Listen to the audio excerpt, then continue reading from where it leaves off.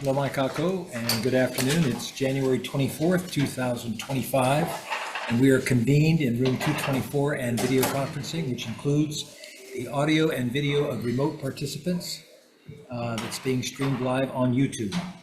And mahalo for joining us today for the first AEN hearing of the 2025 session. Let's see.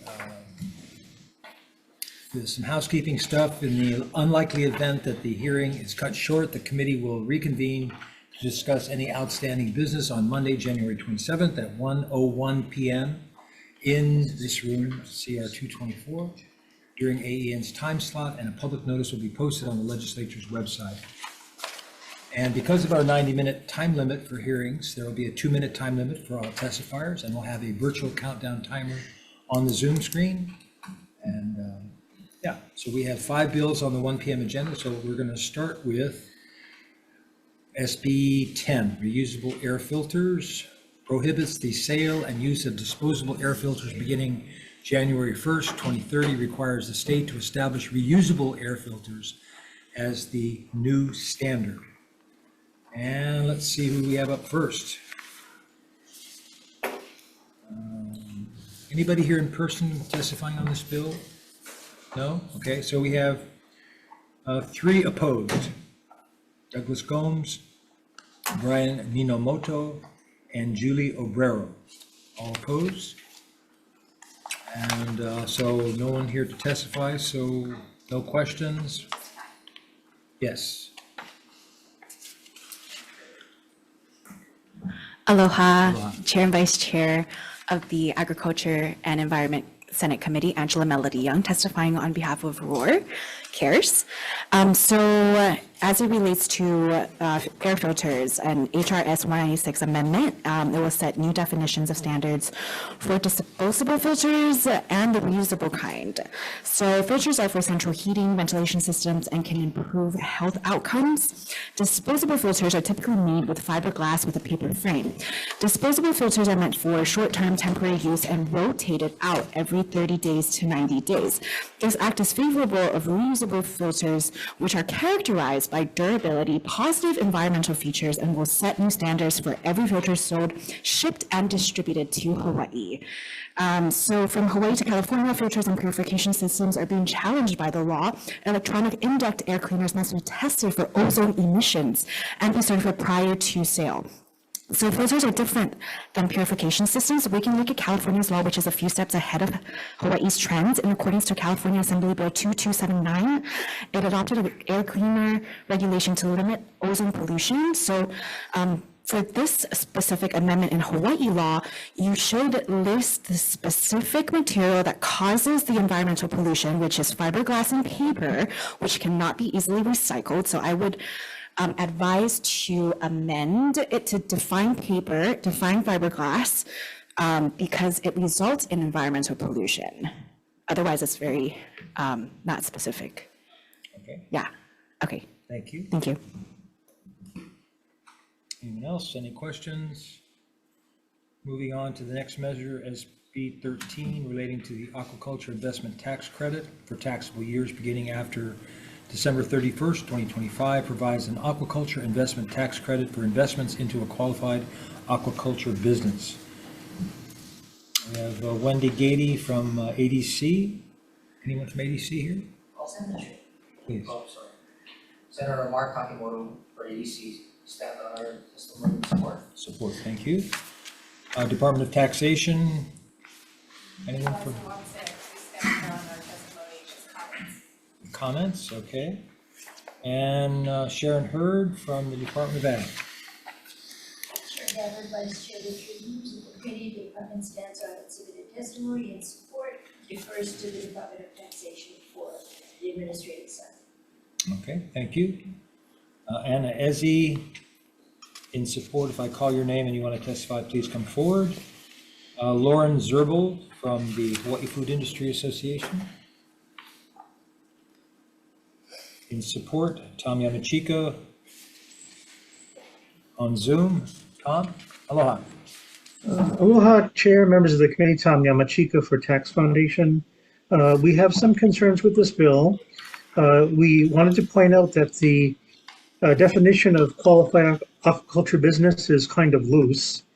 There's also an inconsistency within the bill, as we've pointed out in our testimony, about exactly what is creditable. And we're also very concerned that there are blanks in critical areas of the bill, which makes the bill impossible to revenue estimate and otherwise vet in its current form. I'd be happy to answer any questions. Thank you very much. Thank you, Tom. Ronald Wiedenbach from the Hawaii Aquaculture and Aquaponics Associations in support. Pamela Tumpat from Maui Chamber of Commerce in support. Ying Huang from Shrimp Improvement Systems Hawaii in support. Cecilia Viljoen from KPFHC in support. Liz Aquina in support. Anyone else wishing to testify? Yes. Angela Melody Young testifying on behalf of Roy Cares in strong support. So my mom has a hydroponics farm at our house in our garden, and I love aquaculture. So in strong support, and it's becoming really trendy with our generation. So aquaculture is a farming trend of raising water organisms in controlled conditions. And the organisms are inclusive of fish, shellfish, algae, crayfish, and aquatic plants. So this is the aquaculture raising of water organisms. Aquaculture can boost the food industry. It can help create healthier habitats. It can help enhance coastal resilience and preserve cultural heritage. Within this specific act, there's a tax credit for taxable years and incremental structuring for the tax credit. I think that's a very difficult financial structure as a member of the public to kind of break down to the public. So if the state in some kind of way can provide a basic breakdown of like what that means, because I'm having a hard time reading that. That'd be really good before requiring all citizens of Hawaii to be in compliance with the aquaculture farm standards. Thank you. Okay.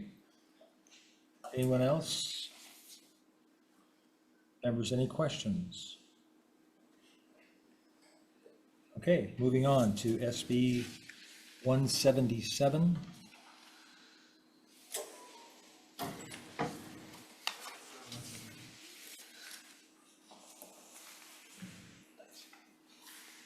Relating to aquaculture, authorizing the Division of the Animal Industry of the Department of Ag to adopt, amend, and repeal rules to develop an assessment and approval process to import and move aquatic livestock in the state.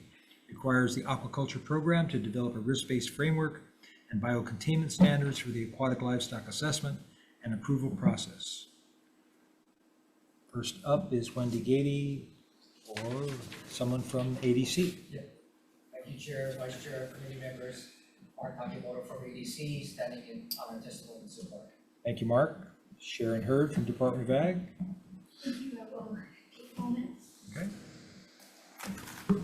Chair Gabbard, Vice Chair Richards, members of the committee, Sharon Hurd, Department of Agriculture. We do stand on our written testimony and support. I'm here to just highlight that the aquaculture industry is ready for expansion. We know that. And it does rely just a little bit on the kinds of projects that the aquaculturists want.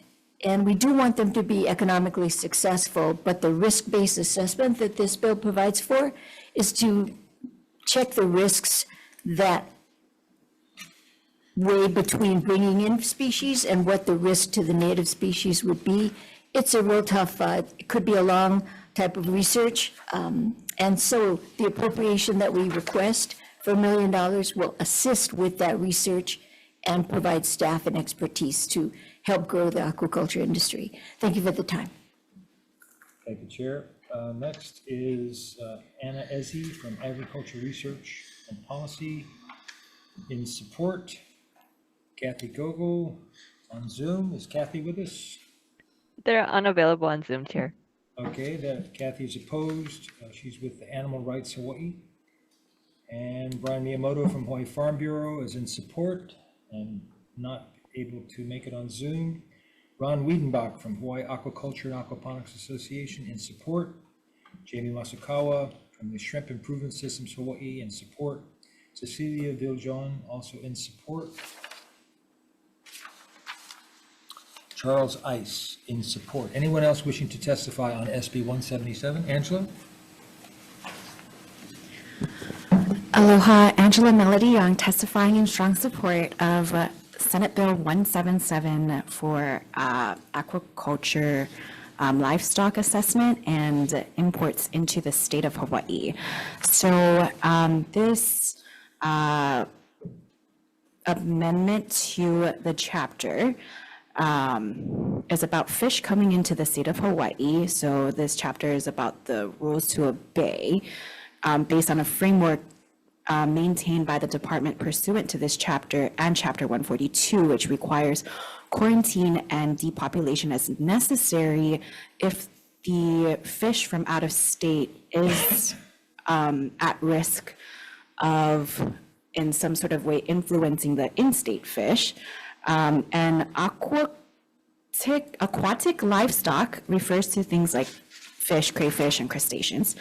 And so there's a consideration of the methods and strategies and procedures and facilities design for safety equipment of containment of the fish and the livestock. So to set standards for guidelines of operations for safety and hazardous biological influences that are in a secured facility is going to be very important to helping with explaining the biosafety programs as it is used in laboratories, animal facilities, and hospitals, which are involved in the containment of importing fish into Hawaii. And I think it has something to do with like the quarantine process as well. So the act asks the office to seek federal funds and with a $1 million appropriation, which is a good balance because it asks for the federal office to provide the funds, but there is no specific. Angela, your time's up. Thank you very much for your testimony. Thank you. Anyone else on 177? Any questions, members? Yeah, no, Chair. Question? Yeah, Director Hurd.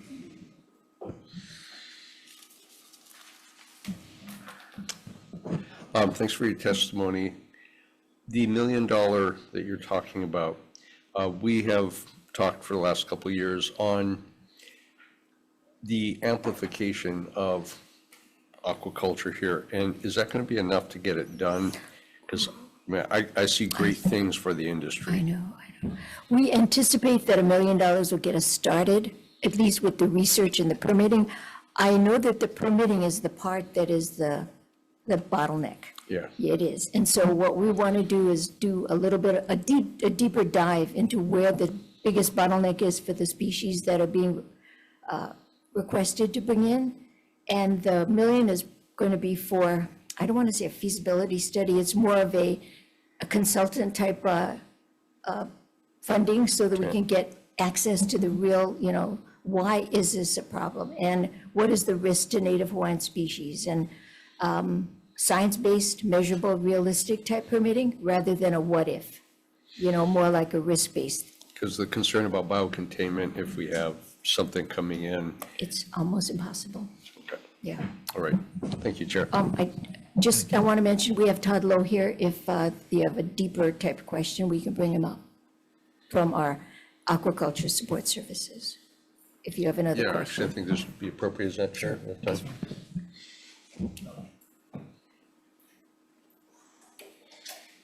Did you want to add anything to that? Good afternoon, Todd Lowe, Aquaculture Development Program. I think there's a perspective to this. The idea is to move the permitting to the animal industry division where they already handle the other livestock, right, as you're aware of. So through the history, fish has been handled by the plant quarantine branch. Mm-hmm. And we think it'd be better administered by the veterinarians who do it in the same way they would do all the other, following USDA guidelines and all the other movement of the livestock. And this will get this started because, we've talked about the potential for this is massive. This could be really good for everybody. Right, so this is one piece of that bigger puzzle. Okay.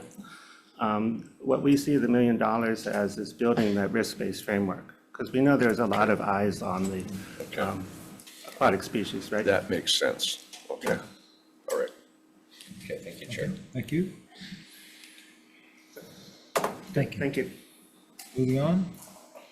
Senate Bill 184, relating to the deposit beverage container program, increases the deposit and refund value for beverage containers from 5 cents to 10 cents under the deposit beverage container program.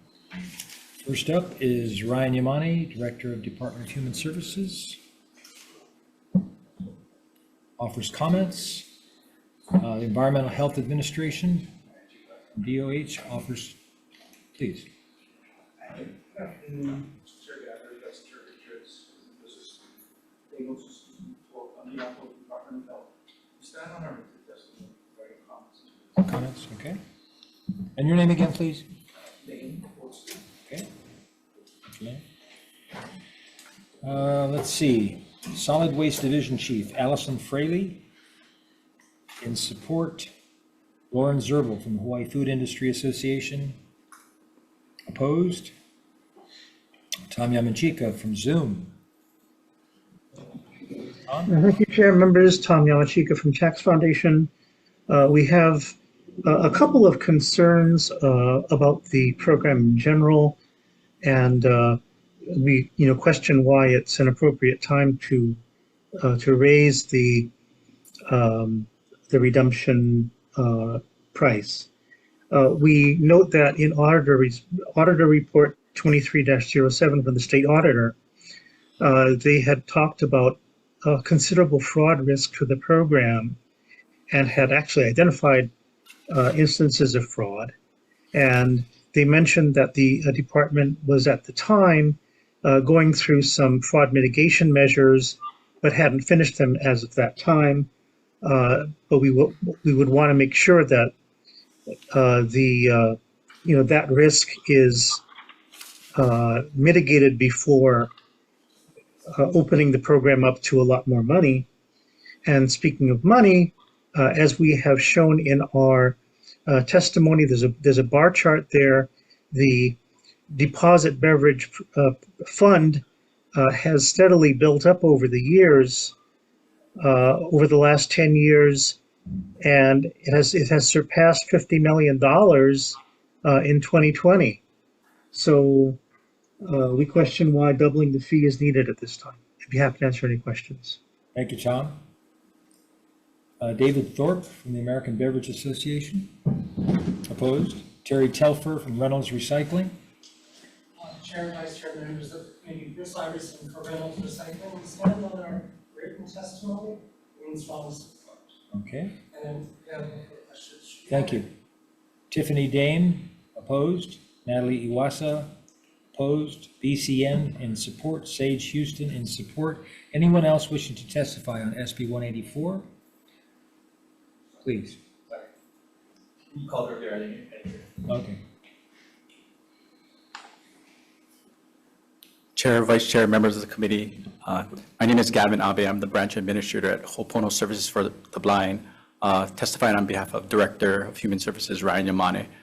We appreciate the intent of the bill and stand by a written testimony, which highlights the potential negative impact of this on our licensed blind vendors statewide. I'm available for any questions or comments you might have. Thank you. Thank you. Members, any questions? Oh, Angela.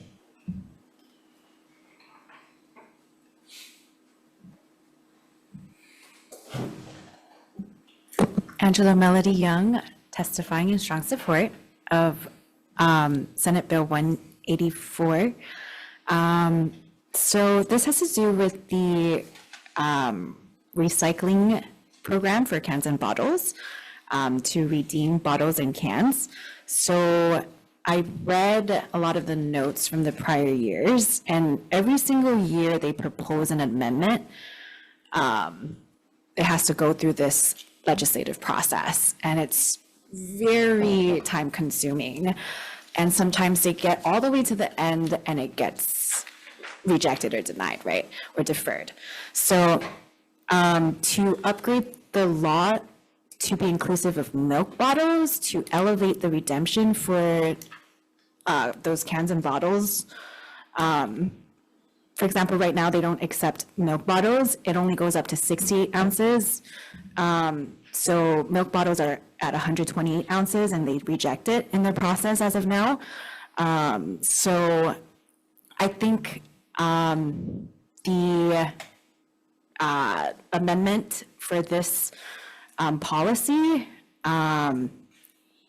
is good. It's to increase it by a nickel. So whatever we can do to help with this recycling process will help with pollution and then also cleaning up the environment. Thank you.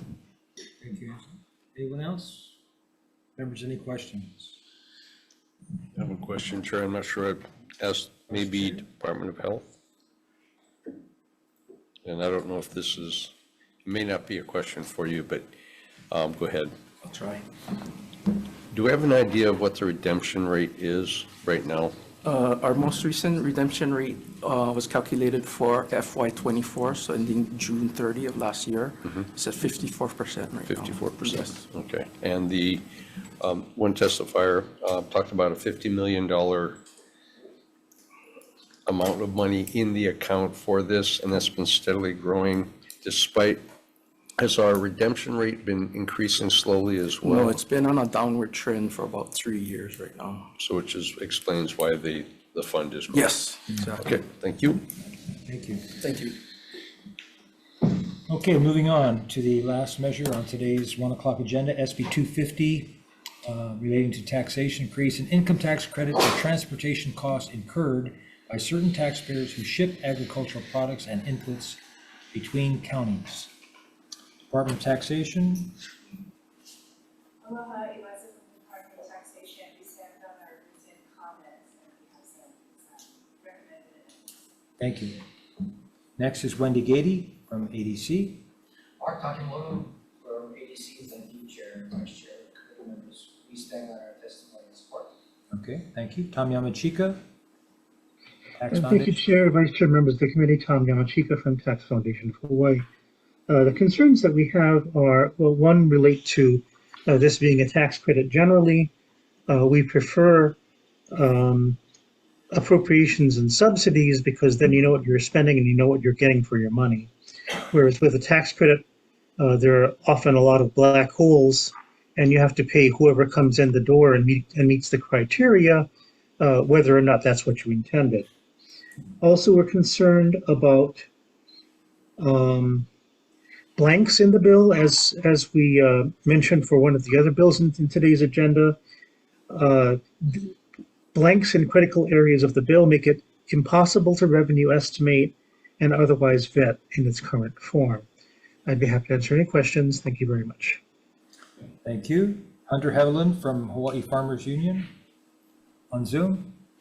Well, Chair, Vice Chair, committee members, Hunter Heveland from Hawaii Farmers Union.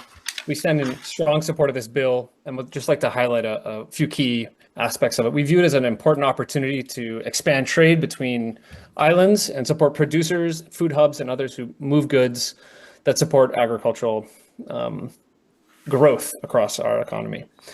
Do want to also just add in that in light of a provision on the House side that has been put forward, that being HB 1369, which proposes to remove the general excise tax exemption for the transportation of agricultural commodities between islands, that the cost of doing so may soon rise, particularly seeing as that the head of the chair of the Finance Committee is the one who introduced that bill, so it may have some likelihood to move forward. In light of that, we view this measure as a critical one to ensure that producers are able to get their goods to new markets and help expand the agricultural economy. Look forward to your support in this measure and happy to answer any questions. Thank you. Thank you, Hunter. Next is Nicole Galassi from the Hawaii Cattlemen's Council. Aloha, Chair Gabbard, Vice Chair Richards, members of the committee. Nicole Galassi, Managing Director of the Hawaii Cattlemen's Council. We stand on our written testimony in support of this bill. because inter-island transportation costs have increased 46% in 2020. And there's another proposal to increase inter-island transportation costs again, somewhere between 20 and 45%, depending on what you're sending. Even with the Island Ag discount, which we really appreciate, it's still a really heavy cost to bear with all these increases. But as an island state, we do need to be able to transport between counties. So thank you for consideration of this bill. Mahalo. Thank you, Nicole. Next is Brian Miyamoto from Hawaii Farm Bureau in support. Larry Jeffs from the Larry Jeffs Farms LLC. Also in support, Lauren Zerbol from Hawaii Food Industry Association in support. Pamela Tumpap from Maui Chamber of Commerce in support. Teresa Thompson in support. Anyone else wishing to testify on this measure? Members, any questions? Okay. Let's see here.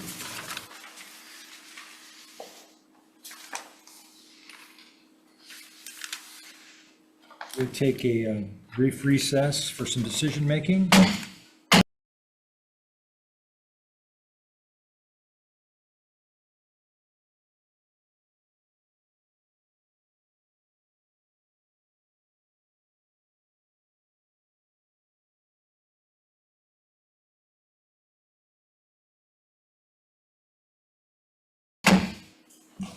Okay, reconvening the 1 o'clock AEN agenda.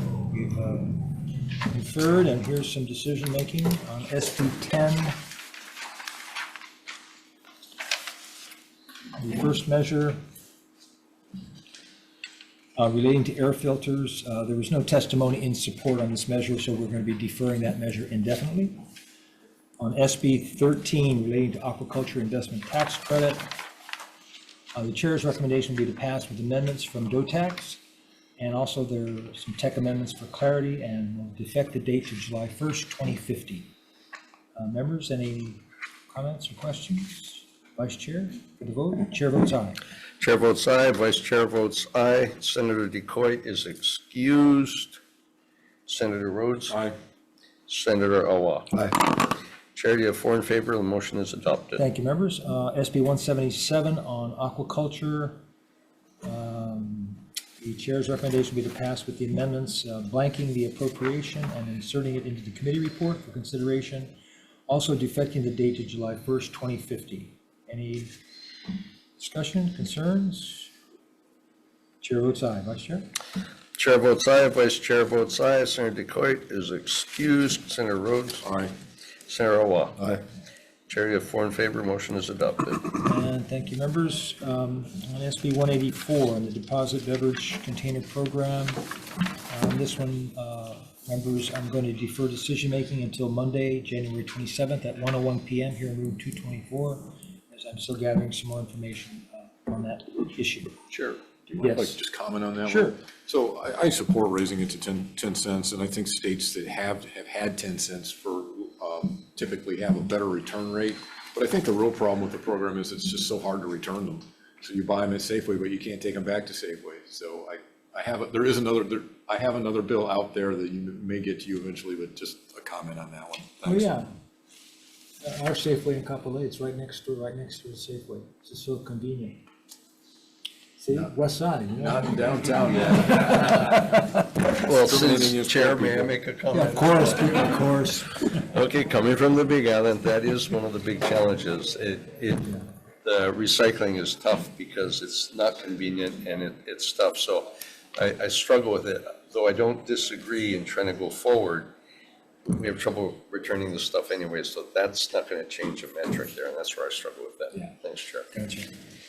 Okay, and then on the final measure of the 1 o'clock agenda, SB 250, the income tax credit for transportation costs, the chair's recommendation will be to pass with amendments from DOTAX and defect the date until July 1st, 2050. Any discussion, members? Chair votes aye. Vice Chair? On Senate Bill 250, Chair votes aye, Vice Chair votes aye. Senator DeCoit is excused. Senator Rhodes? Aye. And Senator Awa? Aye. Chair, you have 4 in favor. Motion is adopted. Thank you very much, members. And before I adjourn, I also wanted to, it's not only the first AEN hearing that makes today special, it is also the birthday of our Judiciary Chair, excuse me, esteemed Judiciary Chair, Senator Carl Rhodes. He turned 62 today, and he's still a kid, yeah, so congratulations, Carl, and with that, we'll adjourn.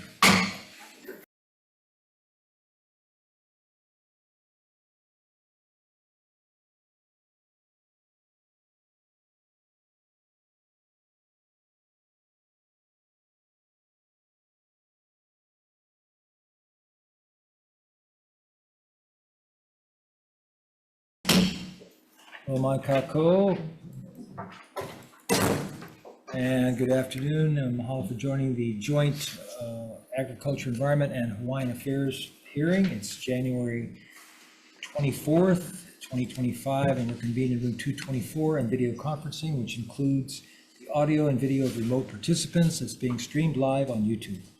In the unlikely event that the hearing gets cut short, the committee will reconvene to discuss any outstanding business on Monday, January 27th at 1:01 p.m. in this room, CR 224, during AEN's time slot, and a public notice will be posted on the legislature's website. And because of our 90-minute time limit for hearings, there'll be a 2-minute time limit for testifiers, and we'll have a virtual countdown timer on the Zoom screen. We have one item on the agenda, and it's SB 240, relating to the right to farm, amending the definition of farming operation, quote unquote, by including customary and traditional subsistence farming conducted by Native Hawaiian cultural practitioners and excluding concentrated animal feeding operations and business entities with unclear or non-transparent ownership or beneficiary structures. Establishes additional criteria for farming operations to meet in order to be protected against nuisance claims, and clarifies the purpose and intent of the Hawaii Right to Farm Act. First up is the Department of Ag. Chairs, vice chairs, and members of both committees. Sharon Hurd, Department of Agriculture. Thank you for this opportunity to comment on SB 240. The department acknowledges and recognizes the importance of customary Native Hawaiian rights gathering, and comments that we are open to exploring mechanisms to protect these practices under Chapter 165. The department has concerns, however, we do appreciate the intent of the bill and provide comments. The department has concerns about the individual amendments and their collective effect on the purpose of Chapter 165, which is to reduce the loss to the state of its agricultural resources by limiting the circumstances under which farming operations may be deemed to be a nuisance. That's from Chapter 165-1. The department offers comments and recommendations on each of the proposed amendments to Chapter 165 and presented them in our written testimony in order of their appearance in the bill, and we stand by that. I'm going to just conclude that our ask on this bill, or our conclusion, is that we would support a study to investigate what would be the appropriate content of the good agricultural practices for statewide application, and how many of the GAAMPS would be necessary to cover most of Hawaii's commercial agricultural operations. Otherwise, the department is very concerned about the fragmented approach proposed in this measure that runs counter to the purpose and intent of the Hawaii Right to Farm Act. It should be noted that at this time, there are no GAMPS, the generally accepted agricultural and management practices for the state. There's no definition for the state, and presumably the definitions will be part of the discussion. Thank you. Thank you, Sharon. Next is Kathy Gogel with the Animal Rights Hawaii. Is she here in Zoom? She's not available on Zoom, Chair. Thank you. Offering comments, Scott Enright from the Villa Rose Wailua Eggs.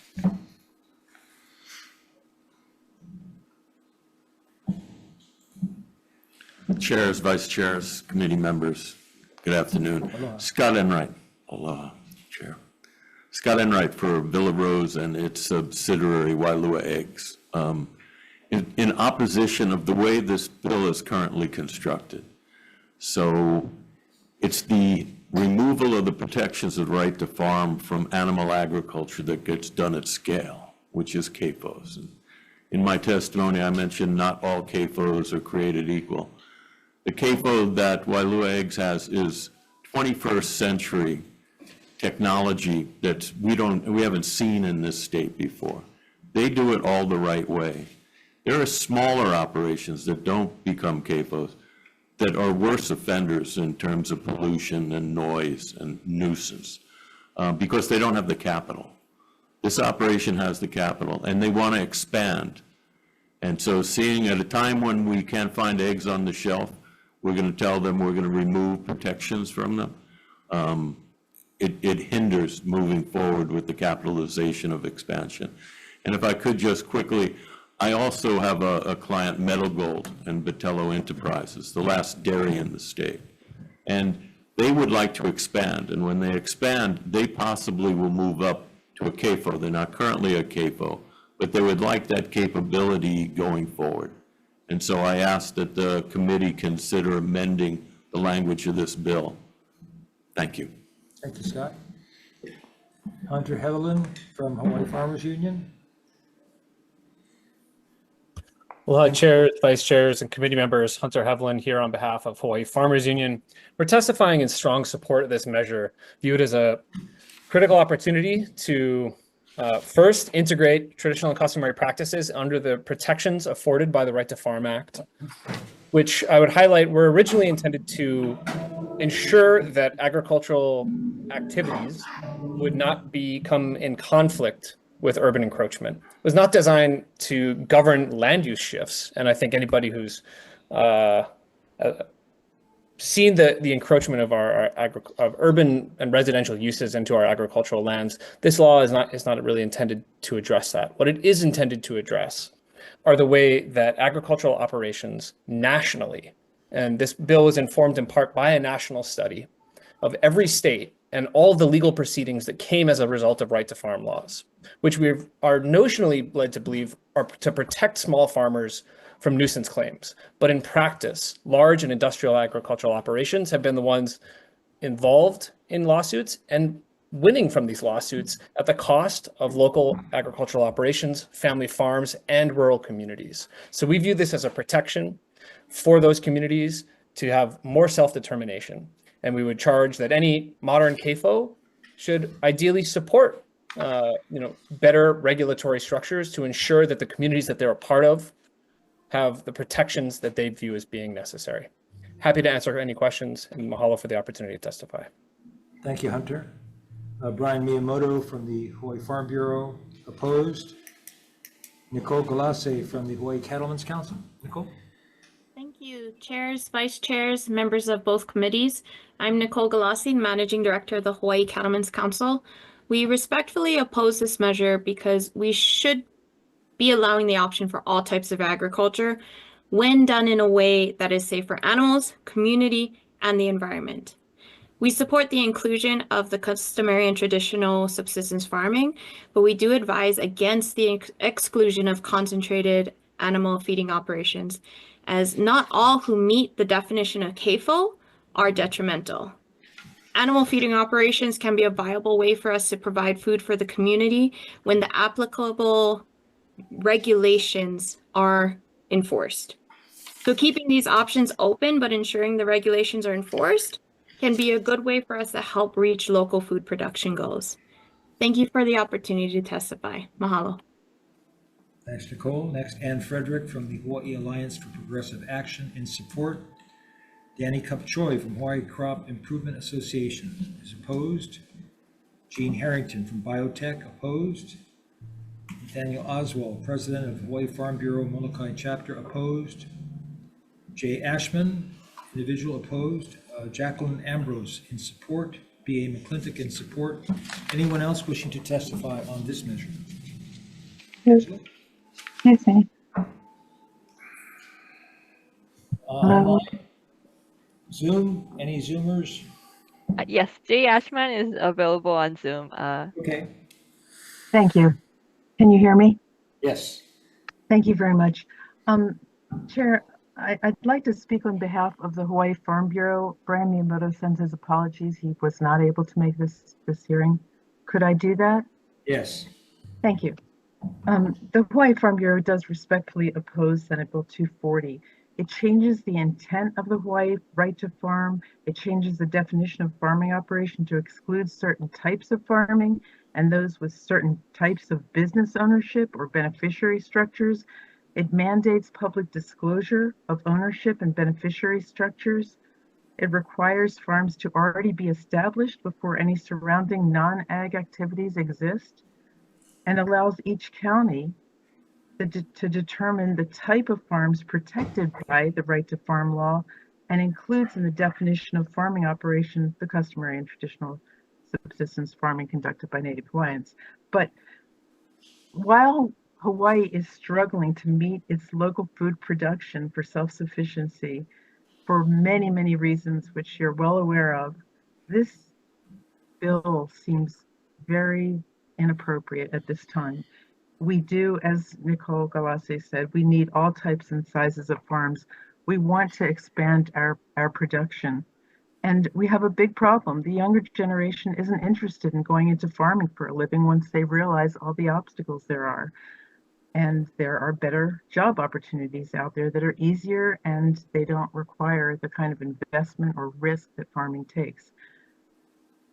We also have a problem with aging out. Our farmers are over 60 years old. This does not bode well for sustainability.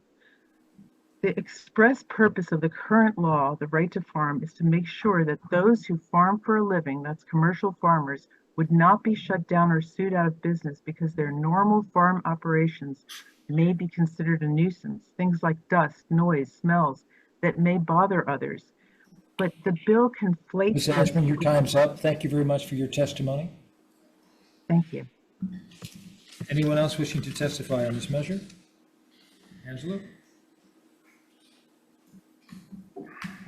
Angela Melody Young, Roar Cares, strong support. So instead of saying what it's not, right? For example, farm operations does not include concentrated animal feeding operations and business entities with unclear or non-transparent ownership or beneficiary structures. I propose an amendment under number 7 to list the businesses which are legitimate in its structuring, because the goal is to protect farm businesses, to help them elevate their business operations, to navigate away from nuisance lawsuits. So examples of legitimate eligible farm businesses are inclusive of limited liability corporations, sole proprietorship. So in the amendment, you legislate pursuant to the rules of Department of Consumer Affairs as outlined by the Hawaii Revised Statute, Chapter 428, the Uniform Limited Liability Company Act, because this statutory provision for a framework provides to the farm businesses how to operate within legitimate business structures. And it also provides to the general public what the rules are to obey and abide by as per this act. So, thank you. Thank you, Angela. Anyone else? Members, any questions? Okay. Sorry, I have a question. Senator? Yeah, I guess Department of Agriculture.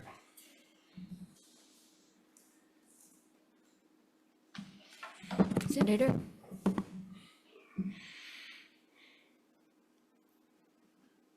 How would you approach determining what a customary and traditional subsistence farming activity is?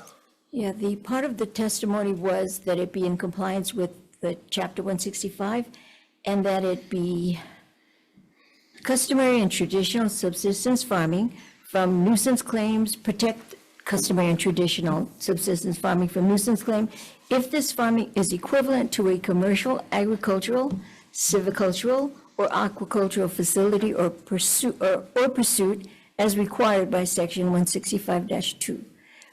And part of the testimony was that we should do a study to determine what those practices are and how they would be protected by Chapter 165. So you do the study determines some parameters, And then based off of those parameters, I guess your department would be tasked with determining. We would make potentially- recommendations, right? Well, but in order to be afforded the protections in the bill, the department would have to determine, the department would sit in judgment of Hawaiian farmers and according to the guidelines, would have to make determinations whether they were Hawaiian farmers or not. It would be more that we would determine the compliance and alignment with Chapter 165. It would be, not we would determine, but we would determine how the new customary and practices would be protected by Chapter 165. Yeah, that I would guess, be- well, I guess that is my concern, because these are already protections that are established in the Constitution, right?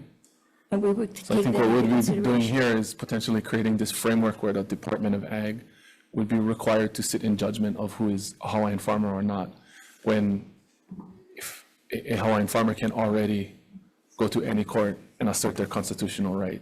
I would have to get a legal opinion on that, Senator, respectfully, because Chapter 165 doesn't really define that, what Chapter Yeah, 165. the Constitution defines it. So to, like to be more specific, so I'm not questioning your willingness or ability to execute the bill.